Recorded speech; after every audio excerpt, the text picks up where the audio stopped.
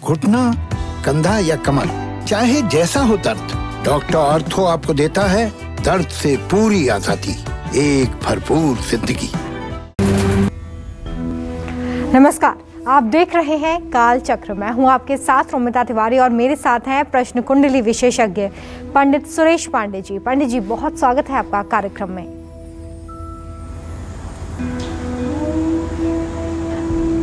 धन्यवाद। लॉकडाउन में प्यार से ज्यादा बढ़ रही है तकरार। लॉकडाउन में घर में बढ़ रहा है क्लेश। तो देखिए कोरोना काल में काल चक्र का स्पेशल एपिसोड। काल चक्र। जी हाँ, कोरोना वायरस जैसी महामारी ने हर किसी को काफी मुश्किलों में डाल दिया है। इस वायरस के चलते लोग लॉकडाउन में रहने को मजबूर हैं। लोग एक दूसरे के साथ ज़्यादा से ज़्यादा समय बिता रहे हैं और ऐसे में ये बातें सामने आई हैं कि कोरोना कहर की वजह से लॉकडाउन में घरेलू विवाद और झगड़े पहले की तुलना में बहुत ज़्यादा बढ़ गए हैं। ये वायरस सिर्फ जीवन की डोर ही नहीं बल्कि रिश्तों की डोर को भी तोड़ रहा है। तो ऐसे में आज काल चक्र में पंडित सुरेश पांडे जी आपको वो 20 महा उपाय बताने जा रहे हैं जो इस संकट की घड़ी में आपके रिश्तों को अटूट रखेंगे, मजबूत रखेंगे। तो बने रहिए आज काल चक्र के साथ। इसके अलावा अगर आपके मन में कोई सवाल है तो आप हमें अभी फ़ोन कर सकते हैं, पंडित जी से लाइव बात कर सकते हैं। हमारा नंबर है 0120665241। अपनी चर्चा को शुरू करें। आइए उससे पहले नजर डाल लेते हैं आज के शुभ मुहूर्त पर।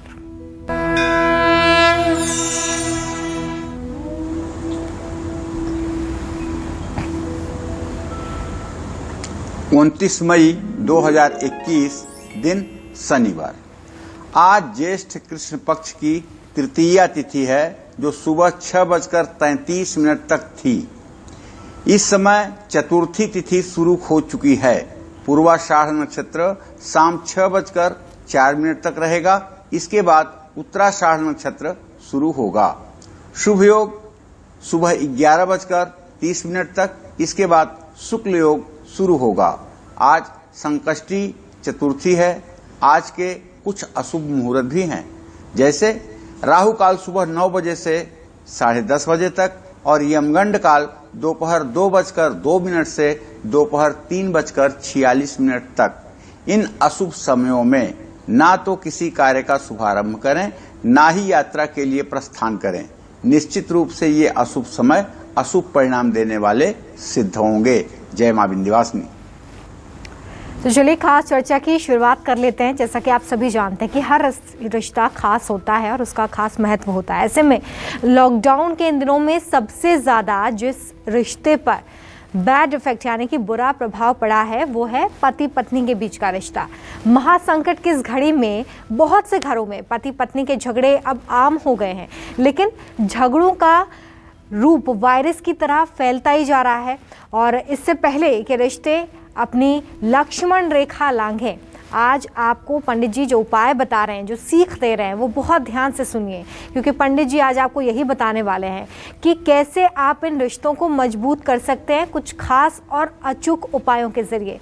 पंडित जी, तो दाम्पत्य जीवन से जुड़ा हुआ रिश्ता, सबसे खास रिश्ता जो कि इस कोरोना काल में कमज़ोर हुआ है या लगातार बिगड़ता चला जा रहा है, तो कौन से खास उपाय हमारे दर्शक या वो दंपत्ति कर सकते हैं जो इस वक्त काल चक्र देख रहे हैं?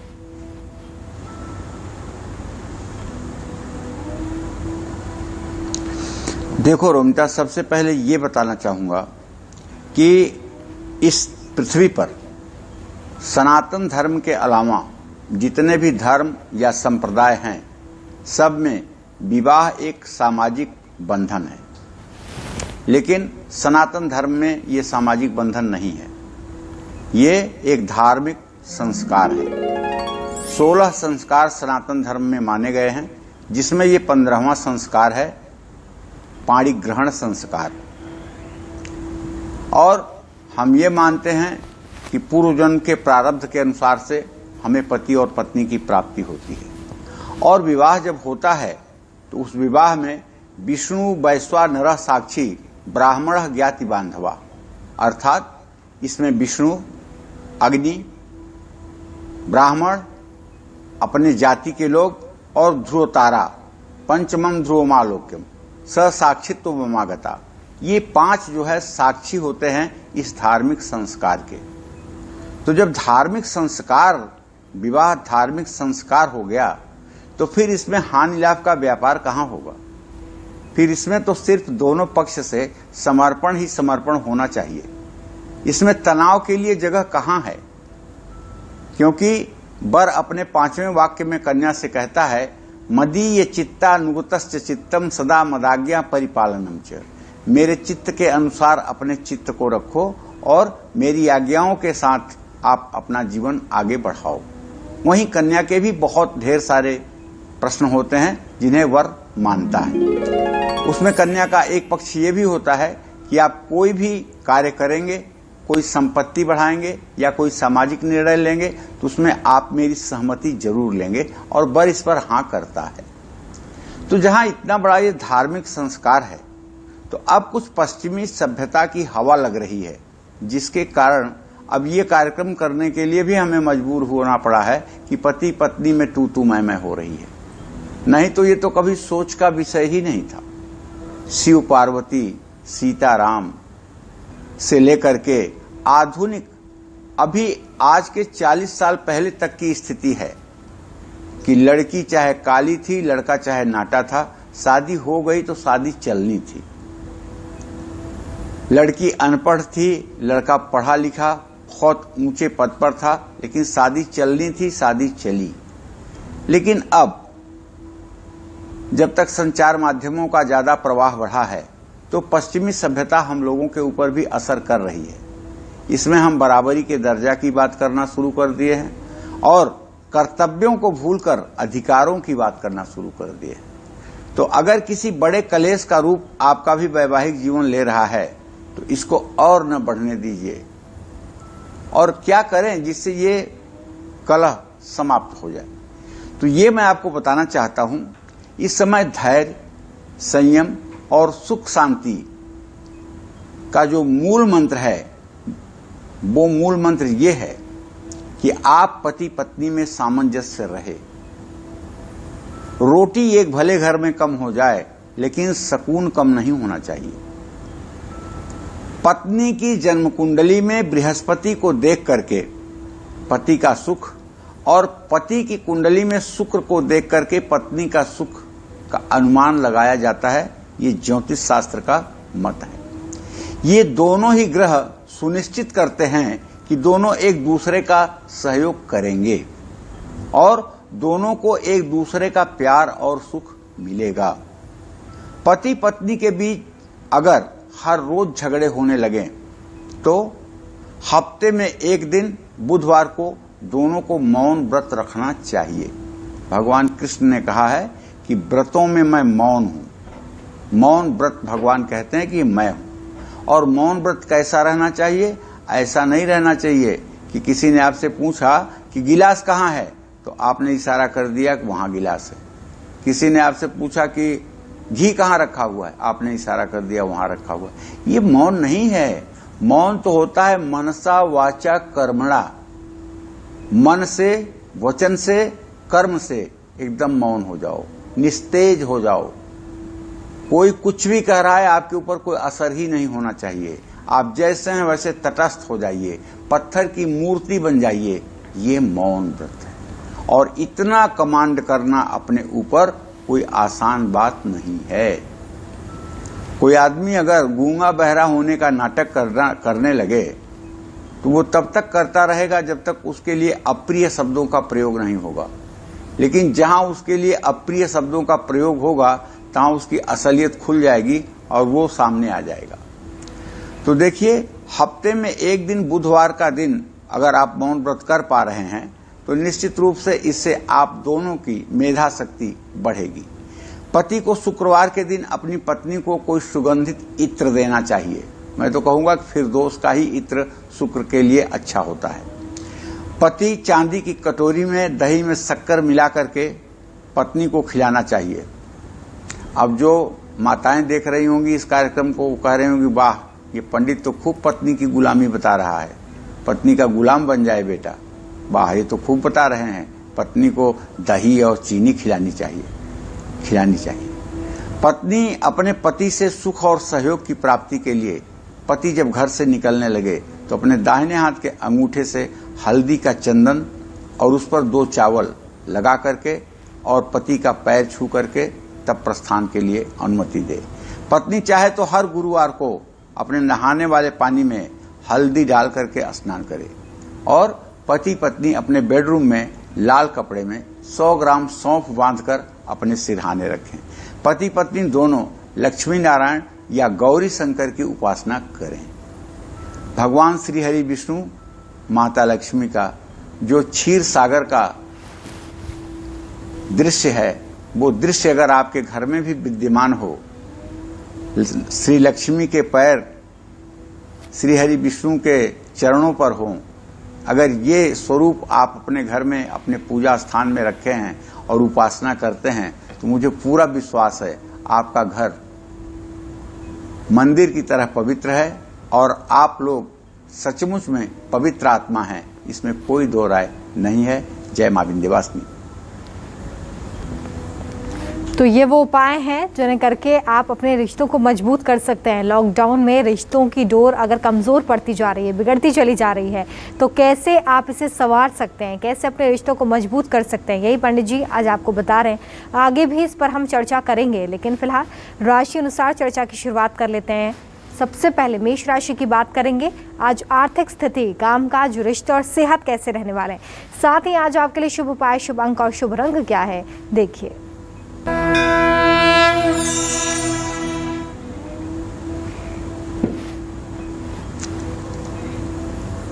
देखिए, मेष राशि के जातकों को बताऊं कि आपके द्वितीय भाव में सूर्य और राहु का ग्रहण दोष बना हुआ है। यह आपका धन स्थान है और आपके आमदनी का मालिक जो है वो है शनि और आपके व्यय का मालिक है बृहस्पति।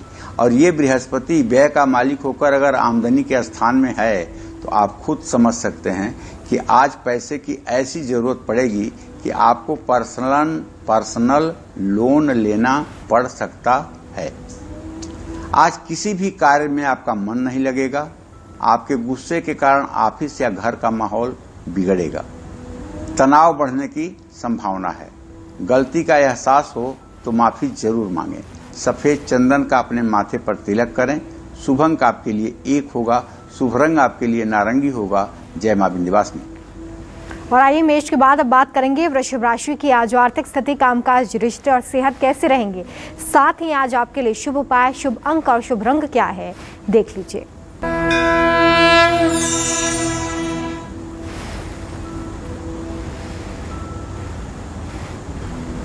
देखिए, अगर आपकी वृषभ राशि है तो आपके राशि में इस समय सूर्य देव 13 अंश 45 कला पर गोचर कर चुके हैं और राहु 16 अंश 35 कला पर गोचर कर रहा है।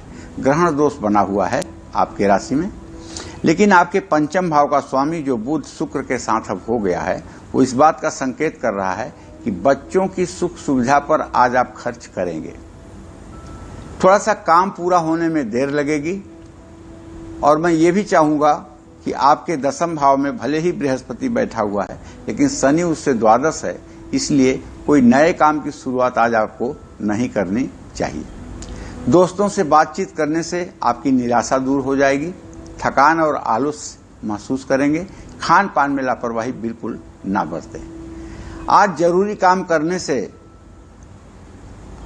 ना रुकें, जरूरी काम जरूर करें और अनाज का दान किसी जरूरतमंद को करें। शुभ अंक आपके लिए 7 है। शुभ रंग आपके लिए जामुनी है। जय मां विंध्यवासिनी। और देखिए, आज काल चक्र में बेहद खास चर्चा है आपके रिश्तों को लेकर। लॉकडाउन में किस तरीके से रिश्ते बिगड़ रहे हैं, उन्हें कैसे आप ठीक कर सकते हैं, मजबूत कर सकते हैं, यही पंडित जी आज आपको बता रहे हैं, इसलिए बहुत ध्यान से देखते रहिए काल चक्र। लॉकडाउन ने हमारी डेली लाइफ पर तो बुरा इम्पैक्ट डाला ही है, हमारे रिश्ते भी कमज़ोर होते जा रहे हैं। ऐसे में अब बात करते हैं सास बहू के रिश्ते की। अगर आपके घर में भी सास बहू की टकरार खत्म नहीं हो पा रही है तो आपको घर बैठे कौन से अचूक और असरदार उपाय करने हैं, आइए जानते हैं पंडित जी से। पंडित जी, सास बहू के रिश्ते में तो हम खटपट देखते हैं अक्सर। ऐसे में अगर लॉकडाउन में ये रिश्ता थोड़ा बिगड़ गया है तो कैसे संवारे इसे?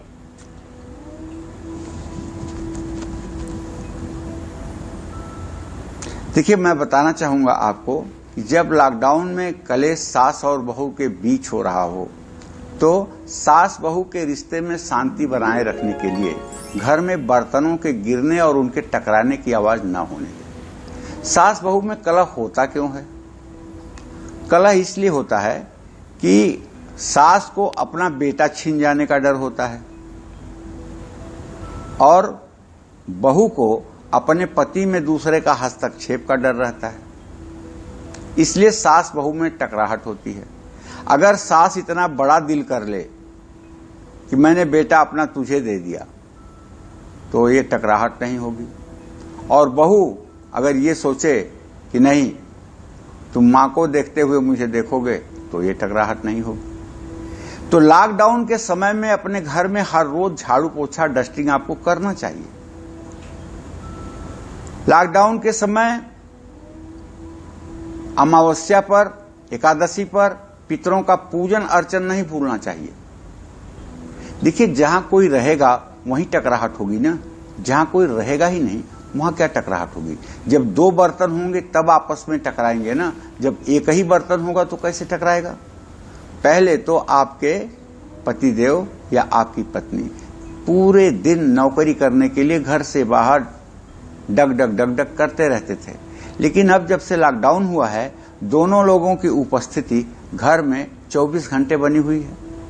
तो अब जब 24 घंटे आमने सामने हैं तो एक दूसरे की कमियां निकालने का मौका मिल रहा है, एक दूसरे की एक्टिविटीज को जज करने का मौका मिल रहा है, और इसी में कुछ नकारात्मक बातें निकल करके आ रही हैं जो ठीक नहीं है। तो रोटी बनाते वक्त आपको पहली रोटी गाय को और आखिरी रोटी कुत्ते के लिए निकालनी चाहिए। सास और बहू अगर हो सके इतनी किस्मत कहां, तो ओम, ओंकार जो अक्षर ब्रह्म है इसका जप करें। अपने मन में जो भी काम आप करती रहें, खाना बना रही हैं, रोटी बना रही हैं, या आप पुरुष हैं, आप कोई लिख पढ़ रहे हैं, कंप्यूटर पे काम कर रहे हैं, तो आप मन में ओम करते रहिए ना। ओम ओम ओम ये मन में करिए, जिह्वा भी ना चले तो क्या नुकसान होगा? एक दिन ये ओम आपको भगवान के सामने उपस्थित कर देगा, ये समझ लीजिए। ये ओम जप की 3 प्रक्रिया होती है, बैखरी, मध्यमा और पश्चती। जब आप बोलते हैं ओम ओम ओम तो ये बैखरी है, बैखरी माने होता है वाणी, आवाज। और जब आप ऐसा बोलते हैं केवल आप सुनते हैं तो ये है मध्यमा। और जब आप नहीं बोलते हैं फिर भी आपके मुंह से ओम ओम ओम अपने आप निकलता है बिना आपके बोले, तो यही है पश्चती, यही है सिद्धि की पराकाष्ठा। मुझे विश्वास है एक अक्षर का ये मंत्र जब भी आपको समय मिले, मैं नहीं आपको बाध्य कर रहा हूं कि 24 घंटे करिए, लेकिन जब भी आपको समय मिले, चाहे शरीर की अंगड़ाई लेते समय, चाहे आलस्य मिटाते समय, चाहे आपको जम्हाई आती हो उस समय, ओम ओम कह के तो देखिए। और हर मंगलवार को घर में सुंदरकांड का पाठ हो शाम के समय, और अगर ढोल और झांझ के साथ हो तो अति उत्तम। अगर वाद्य यंत्र नहीं है तो वैसे भी अगर सुंदरकांड का पाठ हो तो ऐसा घर स्वर्ग की तरह सुंदर बन जाता है। आप चाहें तो गीता के 11वें अध्याय का पाठ भी कर सकते हैं। 11वें अध्याय में भगवान श्री हरि विष्णु ने अपने दिव्य स्वरूप का श्री कृष्ण को दर्शन कराया है। आप चाहे तो वो भी पाठ कर सकते हैं, और घर की पूर्वी दीवार पर परिवार का चित्र लगाएं। अगर सचमुच में आपके पति पत्नी के बीच में विश्वास की कमी हो रही है तो आपको चाहिए कि शुक्रवार के दिन अपने बच्चों समेत अपनी फोटो आप लगवाइए। फोटो में, चित्र में आप ऐसे बैठिए कि बाएं तरफ पत्नी हो, दाहिनी तरफ पति, और बच्चे पीछे की लाइन में खड़े हों। अगर कोई 5 साल का बच्चा हो तो वो आगे की लाइन में हो, और एक फोटोग्राफ बनवा करके उसको लाल फ्रेम में मिढ़वा करके और घर की पूरब दीवार पर 5 फीट की ऊंचाई से नीचे उसे लगाने की कोशिश करें। इससे आपके घर का कलह, आपके परिवार का तनाव रुकेगा, इसमें कोई दो राय नहीं है। जय मां विंध्यवासिनी। और आइए अब बात करेंगे मिथुन राशि की। आज का पूरा दिन मिथुन राशि के जातकों का कैसा बीतेगा, देखिए।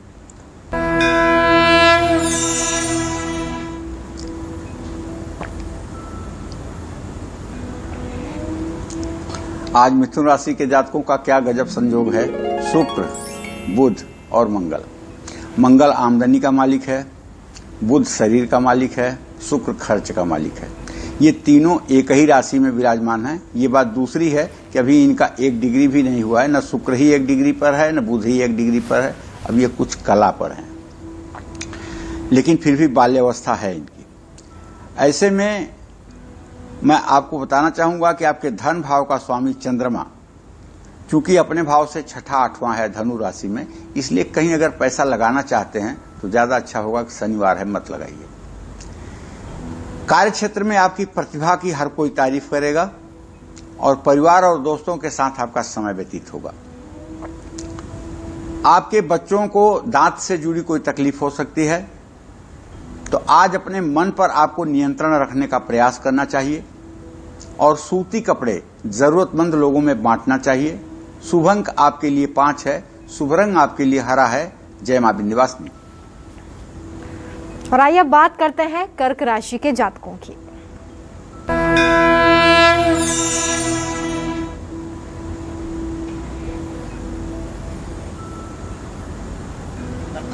देखिए, कर्क राशि अगर है आपकी तो आप जान लीजिए कि इस समय जो ग्रहों की स्थिति बन रही है, आपके पंचम भाव में तो केतु है और द्वादश भाव में शुक्र बुध मंगल की स्थिति है और आपके छठे भाव में चंद्रमा है। तो कुल मिलाकर के किसी दोस्त या करीबी की आर्थिक मदद आज आपको करना पड़ेगा, न चाहते हुए भी। नौकरी में अगर आप हैं तो आपको लाभ मिलेगा और आपके साथ काम करने वाले लोग आपके लिए सहायक सिद्ध होंगे। परिवार में सुख शांति का माहौल रहेगा। स्वास्थ्य आपका उत्तम रहेगा। जरूरत से ज्यादा आत्मविश्वास हानिकारक है। अति सर्वत्र निंद्यते। अति किसी बात की हो जाए तो वो निंदनीय होती है, अच्छी नहीं होती है। अति उत्साह भी नुकसानदेह होता है। भगवान श्री हरि विष्णु के चरणों की सेवा करें और उन्हें प्रसाद में तुलसी का पत्ता जरूर अर्पित करें। शुभ अंक आपके लिए 2 है, शुभ रंग आपके लिए बादामी है। जय मां विंध्यवासिनी। और महासंकट के समय में अगर आपके घर में भी भाई, ननद, भाभी, जेठानी, देवरानी या माता पिता के साथ कलेश हो रहा है तो बने रहिए कालचक्र के साथ। आगे पंडित जी देंगे आपको रिश्ते सुधारने के अचूक और असरदार उपाय। आप सभी का कालचक्र में। लॉकडाउन की इस मुश्किल घड़ी में अमूमन हर व्यक्ति आज घर के काम, ऑफिस के काम और बहुत सी जिम्मेदारियों के बीच कोऑर्डिनेशन यानी कि तालमेल बिठाने की कोशिश कर रहा है। बदलाव की इस घड़ी में बहुत से रिश्तों के बीच उतार चढ़ाव भी देखने के लिए मिल रहा है। बहुत से घरों में तो महाभारत छिड़ी हुई है। ऐसे में हम सभी को धैर्य, संयम और शांति के साथ काम लेना है। कालचक्र के साथ आपको बने रहना है, क्योंकि आज हम आपको वो उपाय बता रहे हैं जो आपके बिखरते रिश्तों को समेटने का काम करेंगे। अब बात करेंगे हम भाई के रिश्तों की। इससे पहले हमने आपको बताया कि किस तरीके से पति पत्नी का रिश्ता, साथ ही साथ सास बहू का रिश्ता सुधारने के लिए आपको कौन सा अचूक उपाय करने हैं। और ऐसे में अगर आपके घर में भाई में कलह है तो आप क्या उपाय करेंगे, कौन से वो असरदार और अचूक उपाय हैं जो इस संकट काल में आपके रिश्तों को संवारने का काम करेंगे, प्यार बढ़ाने का काम करेंगे, जानते हैं पंडित जी से। पंडित जी, भाई के बीच में अगर मनमुटाव घर में बना हुआ है संकट काल में तो कैसे ये दूर हो सकता है, कैसे प्यार में इजाफा हो सकता है?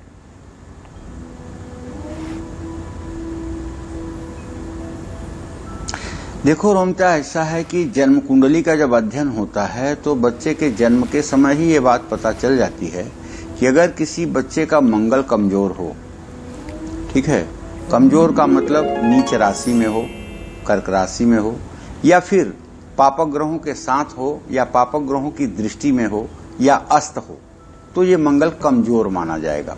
ठीक है, ऐसी स्थिति में ऐसे आदमी को भाई का सुख नहीं मिलेगा। वैसे तो कहते हैं कि सहज मंदिर गे तपनात्मजो भवति सर्व सहोदर नाशक। शनि अगर तीसरे घर में बैठता है तो सभी भाइयों का नाश करता है, और मंगल अगर बैठता है तो छोटे भाइयों का नाश करता है, और सूर्य अगर तृतीय भाव में बैठे तो बड़े भाई को मारता है। ऐसी शायद ही किसी की कुंडली होगी जिसके तृतीय भाव में सूर्य हो, उसका जेठ भाई जो है वो जिंदा हो। तो कहने का मतलब यह है कि जब आपसी प्रेम भाई में कम हो तो भगवान गणेश और स्वामी कार्तिकेय का जो भाईचारे का मिसाल है उसे आपको स्मरण करना चाहिए और राम और भरत के भातृत्व प्रेम का आपको अपने मन में अनुसरण करना चाहिए।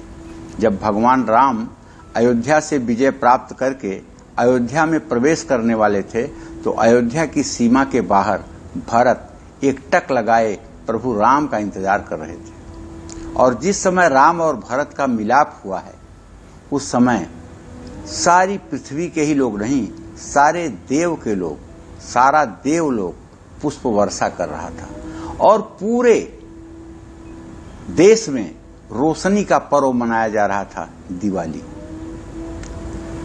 तो अगर ऐसे में आपके बीच में भाई भाई का कलेश है तो कौन सी ऐसी वस्तु है जो कलेश का कारण है?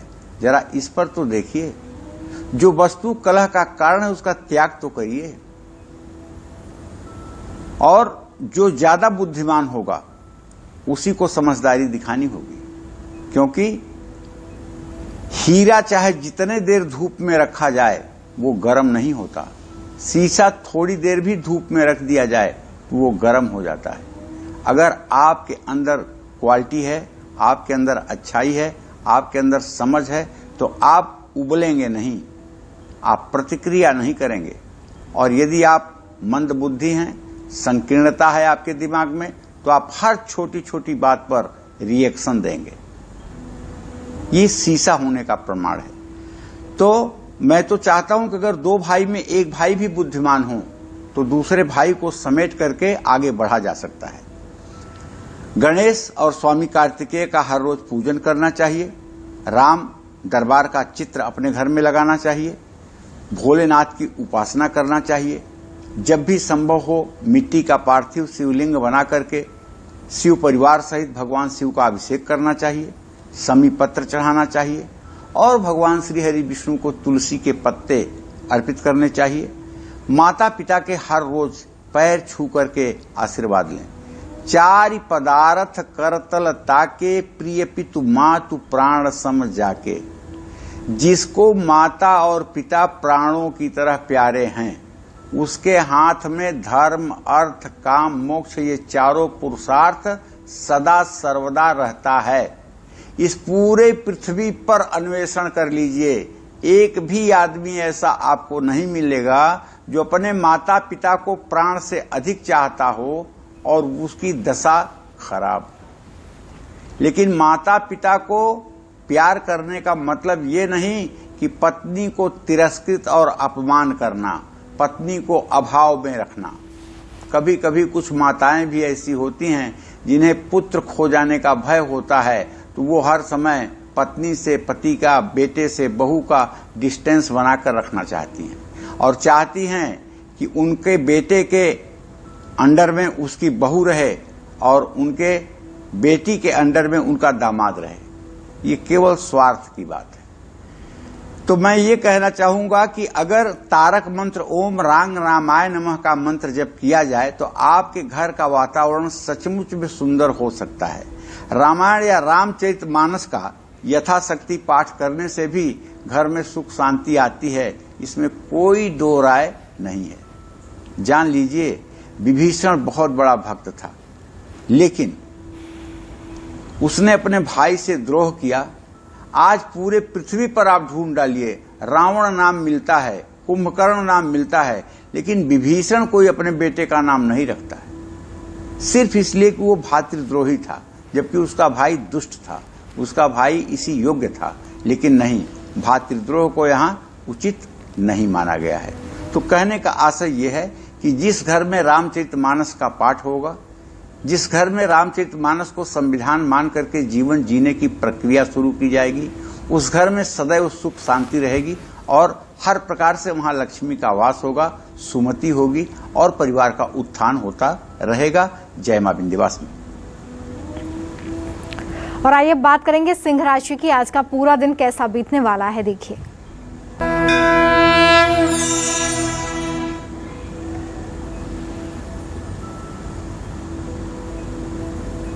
देखिए, सिंह राशि के जातकों को बताना चाहूंगा कि आपका राशि स्वामी सूर्य राहु के साथ ग्रहण दोष में है। अब देखिए, कहने का मतलब यह है कि रोज अगर इस बात को बता रहा हूं तो कोई आपके अंदर भय नहीं पैदा करना हमारी इच्छा है। बस बात ये कहना चाहता हूं कि आपके चतुर्थ भाव में सूर्य राहु है और आपकी अगर सिंह राशि है और आपकी अवस्था अगर 28 वर्ष से नीचे है तो आपके पिता को हृदय से संबंधित बीमारी इस 4-5 दिनों के काल में हो सकती है। उनका ईसीजी आपको करवा लेना चाहिए, उनका ब्लड प्रेशर आपको नपवा लेना चाहिए। अगर पहले से हृदय के रोगी हैं तो उनके उपचार के लिए आपको सन्नद्ध हो जाना चाहिए, क्योंकि सूर्य राहु का ग्रहण दोष जब होता है तो पिता के सुख की हानि होती है। इसलिए ये बात मैं रोज रोज आपसे कह रहा हूं। हाँ, एक बात है कि बुध और शुक्र की युति आपके ऊपर मां लक्ष्मी की कृपा बनाएगी, और अगर आप लेखक हैं या फिर विद्यार्थी हैं तो आपके लिए सचमुच में दिन बहुत अच्छा है।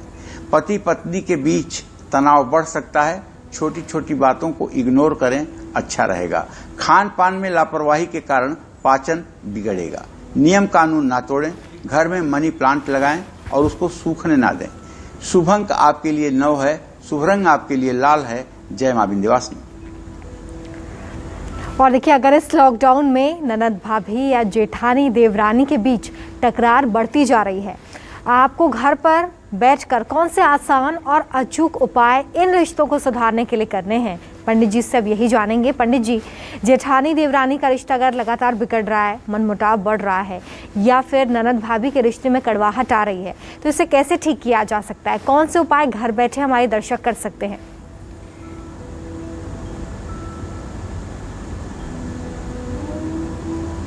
देखिए, पहली बात तो ये कहना चाहता हूं, जहां अभाव होता है वहीं कुभाव होता है। जहां भौतिक संसाधनों की कमी होती है, जहां हर चीज नाप तौल कर मिलती है, वहां कुभाव होना स्वाभाविक है। इसलिए ननद भाभी का रिश्ता हो या जेठानी देवरानी का रिश्ता हो, मैं तो ननद से भी कहना चाहूंगा, भाभी से भी कहना चाहूंगा, देवरानी से भी कहना चाहूंगा, जेठानी से भी कहना चाहूंगा कि आप लोग महालक्ष्मी की प्रतिमा रख करके श्री सूक्तम के मंत्रों का 16 आवृत्ति सुबह 16 आवृत्ति शाम पाठ करना शुरू कर दीजिए। वैभव लक्ष्मी के व्रत करना शुरू कर दीजिए। निसंदेह आपके घर में जब लक्ष्मी का अस्थायी वास हो जाएगा तो आपके घर से कलह ऑटोमेटिक दूर हो जाएगी। गाय के गोबर का दिया बना करके उसमें तिल का तेल भर करके कलावे की बाती डाल करके, और ये दिया भी जलाना 40 दिनों तक घर में देवर देवरानी जेठ जेठानी सब में सामंजस्य स्थापित करता है। इसमें अगर आप चाहें तो थोड़ा सा गुड़ भी डाल सकते हैं और अपने मुख्य दरवाजे पर भी इसको सायंकाल में भी जला सकते हैं। परिवार के सभी सदस्य शिव परिवार की पूजा करें। घर में साफ सफाई रखें। अगर शंख आपके घर में बजाई जाती है तो ये बहुत ही उत्तम है।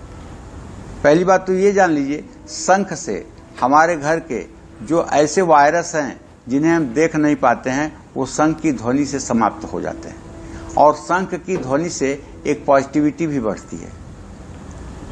तो शंख बजाने वाले को कभी हार्ट का रोग नहीं हो सकता। अगर कोई आदमी शंख बजा सकता है तो उसको ईसीजी या एंजियोग्राफी कराने की जरूरत कम पड़ेगी। क्यों? क्योंकि वो इतना श्वसन क्रिया में एक्टिव है, इतने उसके लंग मजबूत हैं कि उसको ऑक्सीजन की कमी नहीं है और वो स्वस्थ रहेगा। तो घर में साफ सफाई रखिए और घर के चारों कोनों तक शंख की ध्वनि जाए। गीता का पाठ करिए। गीता के किसी एक मंत्र का भी अगर आपने अपने जीवन में अनुकरण कर लिया तो मैं पूरी गारंटी के साथ कह सकता हूं आप दिव्य मानव की श्रेणी में आ जाएंगे। गीता पढ़ने से कुछ नहीं होता है, गीता संपूर्ण रूप से कंठस्थ करने से कुछ नहीं होता है, गीता का मंत्र जीने से होता है। गीता क्या कहती है उस तरह से आप जीवन जियो। अनपेक्ष सुचिर दक्ष उदासीन गतव्यथ सर्वारंभ परित्यागी यो मद्भक्त समय प्रिय। तो गीता का पाठ आपके लिए सहायक होगा। जय मां विंध्यवासिनी। और आइए बात करेंगे कन्या राशि की। आज आर्थिक स्थिति, कामकाज, रिश्ते और सेहत कैसे रहने वाले हैं। साथ ही आज आपके लिए शुभ उपाय, शुभ अंक और शुभ रंग क्या है, देखिए।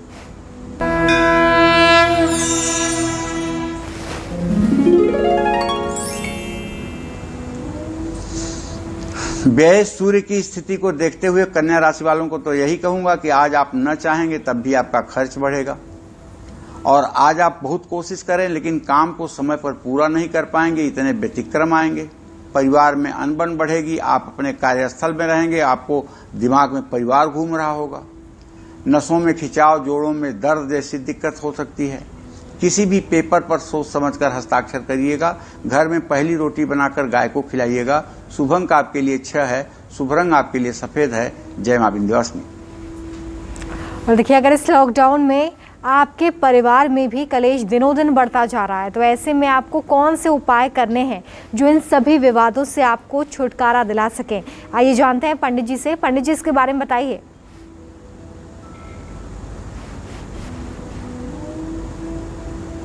देखो, पैसे की आवक कम हो गई है, केवल खर्च ही खर्च हो रहा है और घर पे सीमित पैसे हैं, वो खर्च हो रहे हैं, पैसे चुक रहे हैं।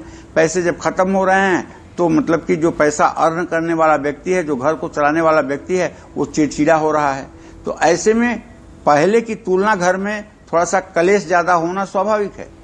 आप कौन से उपाय करके मुक्ति पा सकते हैं ये मैं बताना चाहूंगा। जैसे कलेश से मुक्ति के लिए हर रोज आटा गूंथते समय उसमें 1 चुटकी नमक डाल लीजिए और थोड़ा सा बेसन मिला लीजिए। हर रोज घर में दुर्गा सप्तशती के दुर्गा के 108 नामों का पाठ कर लीजिए। चींटियों को शक्कर डालिए। घर की पूर्वी दिशा में कूड़ा भूल करके भी न रखें, ना ही उसे स्टोर रूम बनाएं। अपने घर में तुलसी के पौधे की देखभाल करें। सुबह शाम घी का दिया तुलसी के पास जरूर जलाएं और ज्यादा से ज्यादा चाहे बनावटी तरीके से ही सही मुस्कुराने की और हंसने की कोशिश करिए, लेकिन ऐसे आदमी के सामने नहीं जिसके ऊपर विपत्ति पड़ी हो और आप वहां भी मुस्कुरा रहे हो। ऐसी जगह तो आपको अपना चेहरा इनोसेंट बना करके दुख में दुखी जैसा दिखना चाहिए। पता लगा कि किसी के ऊपर बहुत बड़ी विपत्ति का पहाड़ टूट गया है, आप वहां भी स्माइल दे रहे हैं, ये उचित नहीं है। इसीलिए तो कहता हूं जीवन शास्त्र जानना जरूरी है, कहाँ क्या करना है ये जानना जरूरी है। जय मां विंध्यवासिनी। और आइए बात करेंगे तुला राशि की। आज का पूरा दिन आपका कैसा बीतेगा, देखिए।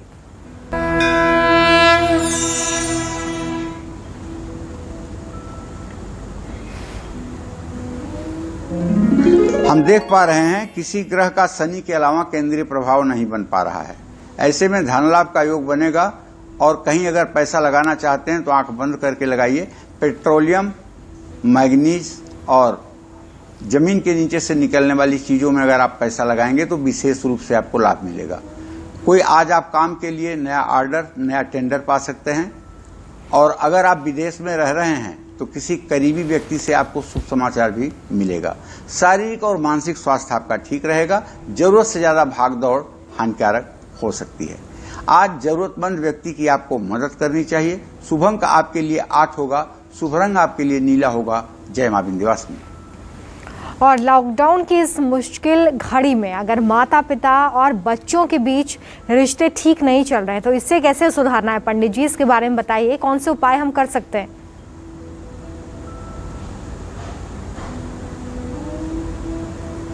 देखिए, इस लॉकडाउन में माता पिता को सबसे ज्यादा समस्या आ रही है अपने हर उम्र के बच्चों के साथ अपने रिश्ते ठीक रखने की। इसके लिए क्या करें अब मैं आपको बताना चाहूंगा। अपने बच्चों का गुस्सा शांत रखने के लिए उनको हल्के रंग के कपड़े ज्यादा से ज्यादा पहनाएं, पहली बात। दूसरी बात, अपने बच्चों को सौंफ और मिश्री भोजन करने के बाद खाने के लिए जरूर दें। बच्चों के भोजन में काली मिर्च का इस्तेमाल थोड़ा सा ही करें, लेकिन जरूर करें। बच्चों को फास्ट फूड, बर्गर, पिज्जा बिल्कुल ना खाने दें या कम खाने दें, इससे भी उनके व्यवहार पर असर पड़ता है। माता पिता अपने बेडरूम के दक्षिण पूर्व के कोने में शहद की एक शीशी रखें, उसमें धूल मिट्टी न जमा होने पाए, हर समय उसे साफ सफाई करते रहें। ऐसा करने से माता पिता और बच्चों के बीच रिश्तों में हर तरह की कड़वाहट दूर हो जाएगी। जय मां विंध्यवासिनी। वृश्चिक राशि के जो जातक हैं उनका पूरा दिन आज कैसा बीतेगा, क्या सावधानी रखनी है, देखिए।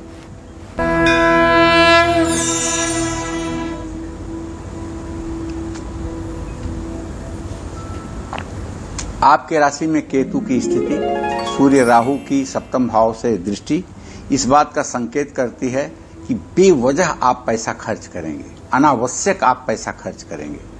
सरकारी कर्मचारी अगर आप हैं तो आपके ऊपर काम का प्रेशर बढ़ेगा। परिवार में गलतफहमियां बढ़ सकती हैं। शारीरिक और मानसिक अस्वस्थता बढ़ सकती है। जरूरत से ज्यादा सोचना आपके लिए हानिकारक है। कुछ भगवान के ऊपर भी छोड़ दीजिए। आज किसी भी प्रकार के नॉनवेज को हाथ मत लगाइएगा अगर आपकी वृश्चिक राशि है, वरना सेहत खराब होने से कोई रोक नहीं पाएगा। शुभ अंक आपके लिए 3 है। शुभ रंग आपके लिए केसरिया है। जय मां विंध्यवासिनी। धनु ब्रेक के बाद एक बार फिर से स्वागत है आप सभी का काल चक्र में। चलिए अब बात करते हैं धनु राशि की। आज का पूरा दिन धनु राशि के जातकों का कैसा बीतेगा, देखिए।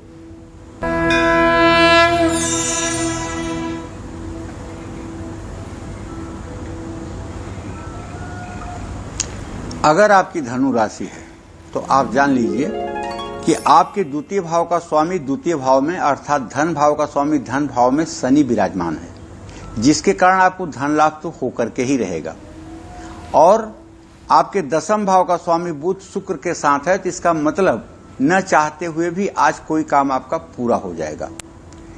परिवार में सुख शांति भी रहेगी। लेकिन ये जो आपके राशि से छठे भाव में सूर्य और राहु का ग्रहण दोष बन रहा है रोग स्थान में, ये आपको टेंशन के कारण भयंकर एसिडिटी दे सकता है। तेजाब गिरेगा आपके पेट में, जलन महसूस होगी, आप बेचैनी महसूस करेंगे।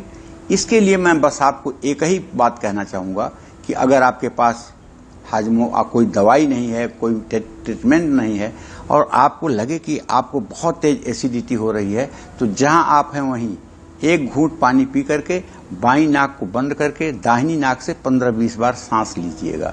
तत्काल आपको राहत मिलेगी। ये आप करके देख लीजिएगा। अच्छा, अपने सम्मान के साथ किसी से खिलवाड़ मत करने दीजिएगा। किसी को बहुत ज्यादा अपने मुंह मत लगाइएगा। आज इत्र जरूर लगाइएगा। शुभ अंक आपके लिए 3 है। शुभ रंग आपके लिए पीला है। जय मां विंध्यवासिनी। और आइए अब बात करेंगे मकर राशि की। मकर राशि के जो जातक हैं उनका पूरा दिन आज कैसा बीतेगा, भाग्य कितना मजबूत होगा, देख लीजिए।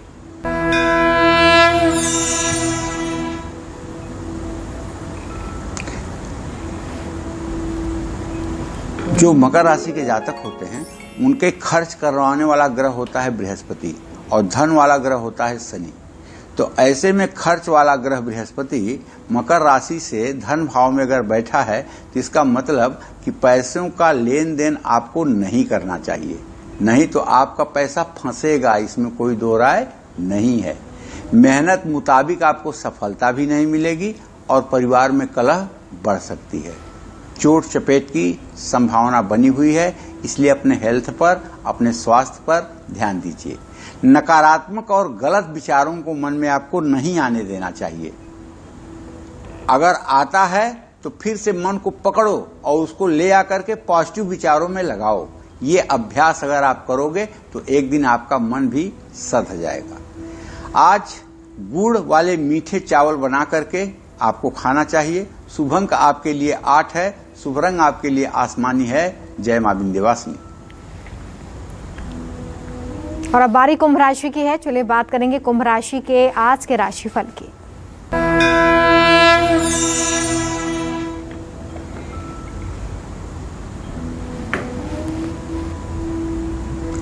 धनेश आपके राशि में है भाई, तो धन लाभ की पूरी संभावना बनी हुई है। नया काम शुरू करने के लिए कोई प्लानिंग अगर आप करना चाहते हैं तो कर लीजिए, समय अनुकूल है। और किसी महिला मित्र का सहयोग आज आपके लिए फायदेमंद होगा। पैरों और घुटनों में दर्द जैसी समस्या हो सकती है अगर आप इस समय 60 साल के ऊपर हैं तो। भावुक होकर के भी कोई फैसला आपको लेना ठीक नहीं है। पीपल के पेड़ में जल चढ़ाइएगा। शुभ अंक आपके लिए 6 है। शुभ रंग आपके लिए गुलाबी है। जय मां विंध्यवासिनी। और मीन राशि वालों की किस्मत आज कैसी रहने वाली है, कौन से उपाय इनकी हर उलझन को सुलझा सकते हैं, साथ ही अपने घर में धन को किस जगह आपको रखना चाहिए, इससे जुड़ी ज़रूरी जानकारी भी पंडित जी आपको एक छोटे से ब्रेक के बाद देने वाले हैं, इसलिए कहीं मत जाइएगा, देखते रहिए काल चक्र। और फिर से स्वागत है आप सभी का काल चक्र में।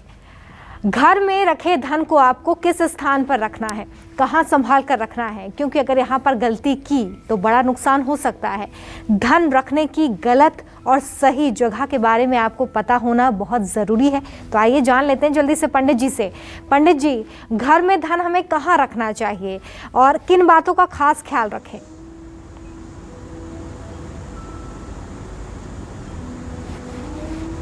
देखो, सीधी सीधी बात है, धन माने लक्ष्मी। धन लक्ष्मी का ही संकेत है, धन लक्ष्मी का ही प्रतिनिधित्व करता है। इसलिए कभी आपने देखा होगा कि लोग पैसा पाते हैं तो उसको माथे लगाते हैं, उसके बाद में जेब या काउंटर में रखते हैं। तो कागज को कोई पैर नहीं पड़ता है, उसमें छिपी हुई लक्ष्मी को लोग पैर पड़ते हैं। देखो, दक्षिण पूरब के बीच की जो दिशा है रोमिता, उसको हम कहते हैं अग्निकोण। और अग्निकोण धन रखने के स्थान पे अगर प्रयोग किया जाए तो वहां रखा हुआ धन हर समय घटता रहेगा। इसी तरह से दक्षिण पूर्व दिशा में धन रखने से आमदनी से अधिक खर्चा होने लगेगा, जिसके कारण कर्ज की स्थिति आसानी से बन जाएगी। धन को दक्षिण दिशा में रखा जाए तो नुकसान नहीं होता है, ये बात भी मानी हुई है, लेकिन धन की बचत और बढ़त भी नहीं होती। दक्षिण और पश्चिम के बीच की दिशा को नैऋत्य कोण कहते हैं, जहां मास्टर बेडरूम होता है।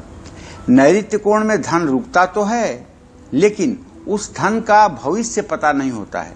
वो कब खर्च होगा, किस सात्विक या दुराचारी के द्वारा खर्च किया जाएगा, उसका कोई फ्यूचर नहीं होता है। वो अच्छे लोगों के भी हाथ जा सकता है और व्यसन और दुर्व्यसन में भी जा सकता है। इसी तरह से पश्चिम दिशा में धन और आभूषण रखने से कोई खास लाभ नहीं मिलता है, और पश्चिम दिशा में धन रखने से बड़ी कठिनाई से धन घर में आता है। पश्चिम और उत्तर के बीच की दिशा को वायव्य कोण कहते हैं, जिसको रुदन कोण और शोक स्थान भी कहते हैं। वायव्य कोण में धन रखा जाए तो बजट हर समय आपका गड़बड़ाया रहेगा, कभी आप सही बजट नहीं बना पाएंगे। व्यक्ति कर्ज और कर्जेदारों से परेशान रहेगा। तो फिर धन रखने के लिए कौन सी सही दिशा है, अब ये मैं आपको बताना चाहता हूं। धन रखने के लिए सबसे सुंदर, सबसे अच्छी दिशा है उत्तर दिशा, क्योंकि उत्तर दिशा के स्वामी महालक्ष्मी के सचिव कुबेर की है। अलमारी उत्तर दिशा की ओर खुलेगी तो उसमें रखी चीजों की वृद्धि होती चली जाएगी। उत्तर और पूर्व दिशा के बीच की दिशा को ईशान कोण कहते हैं। ईशान कोण में धन रखने से न सिर्फ मां लक्ष्मी प्रसन्न होती हैं, बल्कि संतान का सुख भी मिलता है।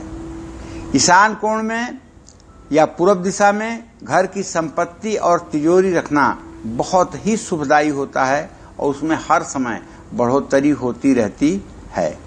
तो जो लोग धन के रखने के स्थान का चयन ठीक ढंग से करेंगे और इन नियमों का पालन करेंगे, वास्तु के अनुकूल इनकी व्यवस्था करेंगे, उनका कभी हाथ खाली नहीं होगा और उनका घर हर समय लक्ष्मी की कृपा से सराबोर रहेगा। और आइए अब बात करेंगे मीन राशि के जातकों की, क्या कहता है आज का राशि फल, देखिए।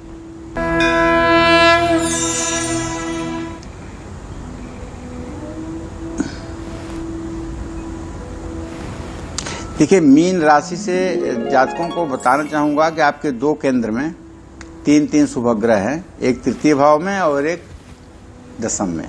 तो कहने का मतलब यह है कि आमदनी बढ़ने की तो संभावना मुझे पूरी दिखाई दे रही है, और कारोबार में जो आपका पैसा फंसा हुआ है उसे भी वापस आने की संभावना बनी हुई है।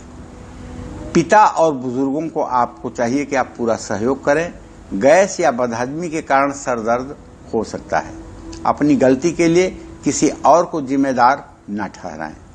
कुत्ते को रोटी खिलाएं। शुभ अंक 9 है, शुभ रंग लाल है। जय मां विंध्यवासिनी।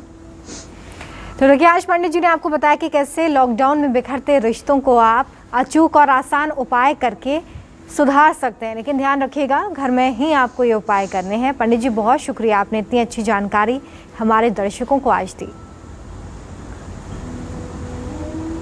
धन्यवाद।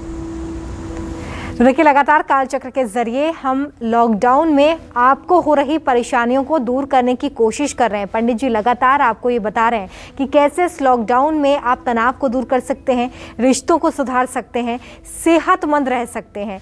ये तमाम चीज़ें इस वक्त बहुत ज़रूरी हैं अपने आप को ठीक रखने के लिए। लेकिन इस दौरान कार्यक्रम में जो भी उपाय आपको बताए जाते हैं उन्हें आपको घर पर रहकर ही करना है, क्योंकि इस वक्त कोरोना के नियमों का पालन सबसे ज़्यादा ज़रूरी है। इन्हें तोड़कर किसी भी उपाय करने की बात हम कालचक्र में बिल्कुल नहीं कहते हैं, इसलिए इसे ज़रूर ध्यान रखिए। उम्मीद करते हैं कि आपको आज का हमारा विषय बहुत पसंद आया होगा। कल फिर एक नए विषय और आपकी परेशानियों को दूर करने के लिए ढेरों उपाय लेकर हम आएंगे पंडित सुरेश पांडे जी के साथ। तब तक के लिए अपना बहुत ख्याल रखिए। कालचक्र की पूरी टीम को दीजिए इजाजत। देश और दुनिया की खबरें लगातार जारी हैं, देखते रहिए न्यूज़ 24। खास जड़ी बूटियों से बना पेट सफा आयुर्वेदिक चूर्ण आज ही ले आएं। पेट सफा पहली रात से ही असर दिखाता है और इसकी आदत भी नहीं पड़ती। पेट सफा हर रोग दफा।